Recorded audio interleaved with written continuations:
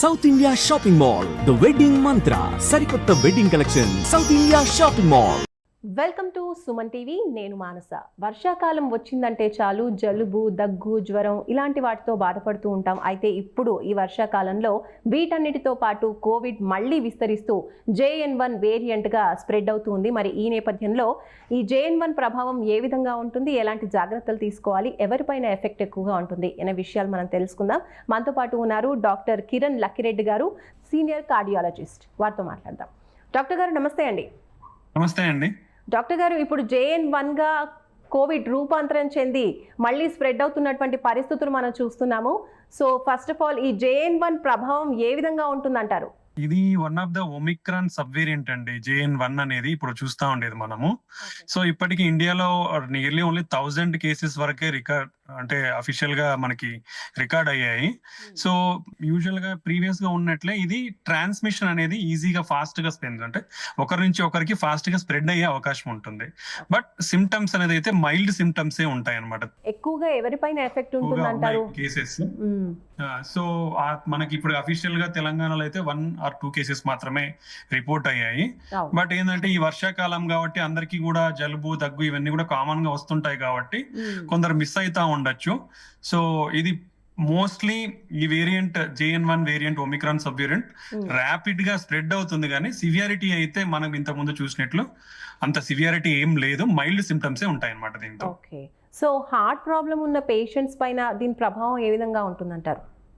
Definitely immuno compromise status కానీ prolonged long chronic diseases, so ఇప్పుడు heart problems ఉన్న వాళ్ళు కానీ, COPD రెస్పిరేటరీ ప్రాబ్లమ్స్ ఉన్న వాళ్ళు, లేదా కిడ్నీ ప్రాబ్లమ్స్ ఉన్న వాళ్ళు, సో అంటే క్రానిక్ కిడ్నీ డిసీజ్ అంటాం, క్రానిక్ లివర్ డిసీజ్ అంటాము, లేదా some immuno compromised immunological disorders కానివ్వండి. సో ఇలాంటి వాళ్ళలో ఇమ్యూనిటీ వీక్ ఉన్నప్పుడు ఇవి కొంచెం సివియారిటీ చూపించే అవకాశం ఉంటుంది డెఫినెట్లీ. సో ఇలాంటి వాళ్ళు కొంచెం జాగ్రత్తగా ఉండాలి. ఇప్పుడు ఎనీవే క్లైమేట్ కూడా రైనీ సీజన్ కాబట్టి స్ప్రెడ్ అయ్యే ఛాన్స్ కూడా ఎక్కువగా ఉండొచ్చు. రైనీ సీజన్ కాబట్టి స్ప్రెడ్ కూడా ఎక్కువగా ఈజీగా స్ప్రెడ్ అయ్యే ఛాన్స్ కూడా ఉండొచ్చు. కాబట్టి లైక్ ప్రీవియస్ ఇప్పుడైతే ఇంతకుముందు అయితే ఇవి అఫెక్ట్ కాకుండా ఉండడానికి మనం ఏవైతే మెజర్స్ తీసుకున్నామో, మెయిన్ థింగ్ మాస్క్ ధరించడము, సెకండ్ థింగ్ మన హ్యాండ్స్ వాష్ అనేది చేసుకోవడము, సోషల్ డిస్టెన్స్ లేదా క్రౌడ్ ప్లేసెస్ అని అవాయిడ్ చేయడం కానీ, ఇలాంటివి మనం అవాయిడ్ చేయగలిగితే మనకి అది వేరియంట్ ని కూడా మనకి రాకుండా కాపాడుకోగలము. పర్టికులర్లీ ఇవంతా కూడా మనం ఆల్రెడీ ఇప్పుడు అనుకున్నట్లు ఈ క్రానిక్ డిసీజెస్ ఉన్న వాళ్ళు ఎవరైతే ఉన్నారో వాళ్ళల్లో మనము ఈ కేర్ తీసుకుంటే వాళ్ళకి స్ప్రెడ్ కాకుండా మనం కాపాడుకున్న వాళ్ళం అవుతాం అనమాట. ఓకే. ఏపీలో 4 కేసెస్ నమోదయ్యాయి, అలాగే తెలంగాణలో కూడా ఒక కేసు కుకట్పల్లిలో నమోదైంది. కాబట్టి ఇప్పుడు ఇది కూడా స్ప్రెడ్ అయ్యే అవకాశాలు, మన తెలుగు రాష్ట్రాల్లో కూడా స్ప్రెడ్ అయ్యే అవకాశాలు ఉన్నాయి. కాబట్టి కోవిడ్ ఒకవేళ ఇప్పుడు JN1 గా ఉన్నటువంటి ఈ వేరియంట్ ఎఫెక్ట్ మనిషి పైన ఎన్ని రోజులు ఉంటుందా ఆ ఎఫెక్ట్, అండ్ ఎలాంటి ప్రభావం ఉంటుంది? సో యూజువల్ గా అయితే మైల్డ్ డిసీజెస్ ఉందండి. అంటే fever, sore throat, running nose, జలుబు, కొంచెం బాడీ పెయిన్స్, ఇలానే మైల్డ్ సిమ్టమ్స్ ఉన్నాయి. కొందరిలో డయేరియా, లూజ్ మోషన్స్ కానీ ఇలా ఉండే అవకాశం ఉంటాయి. సో యూజువల్ గా 3 to 5 days మైల్డ్ సిమ్టమ్స్ ఉంటున్నాయి మెజారిటీ ఆఫ్ ద పీపుల్ లో. అదే ఇమ్యూనో కాంప్రమైజ్డ్ అంటాం, అంటే ఈ క్రానిక్ డిసీజెస్ ఎవరికైతే ఉన్నాయో వాళ్ళల్లో కొంచెం మోడరేట్ ఒక 7 to 10 days ఉండే అవకాశం ఉండొచ్చు.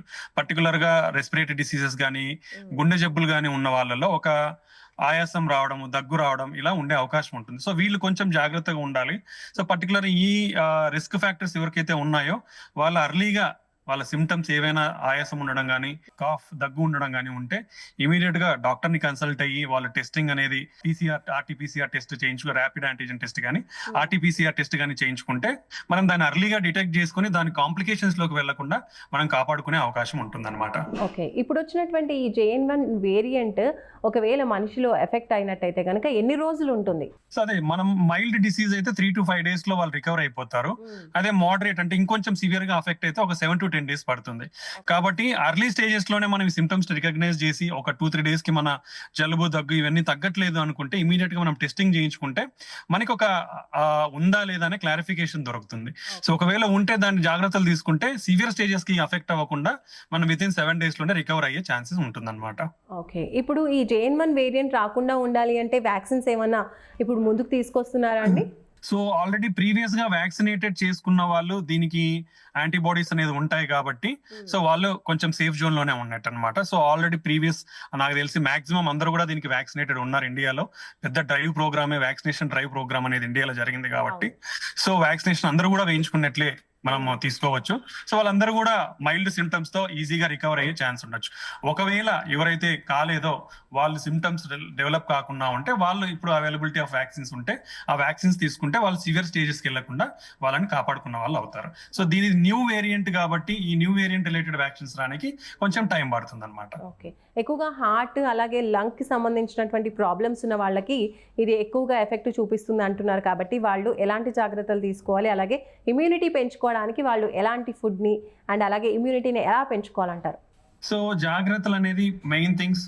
ఫేస్ మాస్క్ అనేది కంపల్సరీగా ధరించండి, ఎందుకంటే rainy season chances of spread అనేది కూడా ఎక్కువగా ఉండే అవకాశం ఉంటుంది కాబట్టి ఈ క్లైమేట్ లో.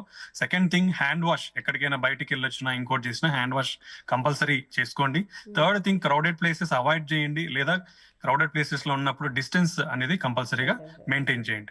మనం ఇమ్యూనిటీ డెవలప్ చేసుకోవడం అనేది మోర్ ఫ్రూట్స్ అండ్ వెజిటబుల్స్ అనేది కంపల్సరీగా తీసుకోవాల్సిన అవసరం ఉంది. సో ఈ citrus rich vitamin C fruits కానివ్వండి, vegetables all types of vegetables కానివ్వండి తీసుకుంటే, అంటే పోషకాహారాలు అనేది దీంట్లో అన్ని విటమిన్స్ మినరల్స్ ఉంటాయి కాబట్టి ఈ ఫుడ్స్ అనేది తీసుకుంటే మనం ఇమ్యూనిటీ అనేది పెంచుకొని దీని బారిన పడకుండా కాపాడుకున్న వాళ్ళం అవుతాం అన్నమాట. ఓకే, పిల్లల పైన ఇది ఏమైనా ఎఫెక్ట్ చూపించే అవకాశం ఉందంటారా? పిల్లలకు కూడా వచ్చే అవకాశం ఉంటుంది. పిల్లల్లో మోస్ట్ కామన్ గా జలుబు కంటే కొంచెం డయేరియా, వామిటింగ్స్ కూడా కొంచెం అంటే లూజ్ మోషన్స్ కూడా ఎక్కువ అయ్యే అవకాశం ఉంది. సో పిల్లల్లో కూడా సిమ్టమ్స్ కూడా మైల్డ్ గానే ఉంటా ఉన్నాయి, లైక్ సింపుల్ కోల్డ్ ఇల్నెస్ కానివ్వండి, లేదంటే మైల్డ్ లూజ్ మోషన్స్ మేనిఫెస్టేషన్ అవుతున్నాయి. బట్ దాన్ని కూడా నెగ్లెక్ట్ అనేది ఎప్పటికీ చేయకూడదు. విత్ ఇన్ 1 to 2 days లో ఆ సిమ్టమాటిక్ ట్రీట్మెంట్ తీసుకొని తగ్గిపోతే దానికి సరిపోతుంది. లేదా దాన్ని డిలే చేస్తే మాత్రం మళ్ళీ అది ప్రొలాంగ్డ్ అయిపోయి ఇబ్బంది పాలవ్వాల్సిన అవసరం ఉంది. కాబట్టి ఏదైనా సిమ్టమ్స్ ఉన్నప్పుడు with in 1 to 2 days symptomatic treatment తీసుకుంటే మాక్సిమం తగ్గే అవకాశం ఉంటుంది అనమాట. థ్యాంక్ యూ కిరణ్ గారు, థ్యాంక్ యూ సో మచ్ అండి. సో చూస్తున్నారు కదండి, ఇది సీనియర్ కార్డియాలజిస్ట్ తెలియజేస్తున్నటువంటి విషయాలు. హెల్త్ ప్రాబ్లం ఎక్కువగా హార్ట్కి సంబంధించి, లంగ్కి సంబంధించినటువంటి ఇతరత్ర ప్రాబ్లమ్స్ ఉన్నవాళ్ళు తప్పకుండా జాగ్రత్తగా ఉండాలి. ఇప్పుడు కోవిడ్ ఎక్కువగా స్ప్రెడ్ అయ్యే అవకాశం, ఎందుకంటే వర్షాకాలం కాబట్టి స్ప్రెడ్ అయ్యే ఛాన్సెస్ ఎక్కువగా ఉంటుంది. అండ్ కోల్డ్, కాఫ్ ఇలాంటివి కూడా ఎక్కువ వచ్చే అవకాశం ఉంటుంది. కాబట్టి 2-3 daysలో కామన్గా కోల్డ్ కానీ కాఫ్ కానీ తగ్గిపోయి మెడికేషన్ తీసుకున్నప్పుడు తగ్గింది అంటే ఓకే, తగ్గకుండా ఉందంటే మాత్రం ఖచ్చితంగా కోవిడ్ టెస్ట్ చేసుకోవాల్సిన అవసరం ఉంటుందని డాక్టర్ గారు తెలియజేస్తున్నారు. చూస్తూనే ఉండండి సుమన్ టీవీ. నమస్తే.